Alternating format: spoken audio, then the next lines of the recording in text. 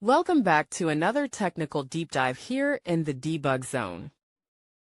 Today we're tackling a big question and breaking it down with insights from other users. Hopefully this clears up some misconceptions and helps you get the answer you need. So buckle up, stay a little curious, and let's jump right in.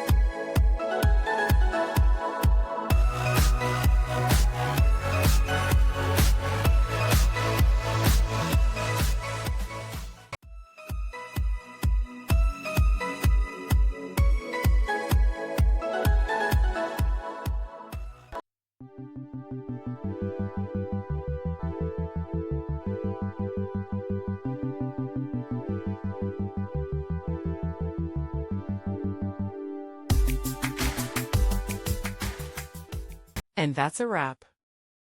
I hope you found the answer you were looking for.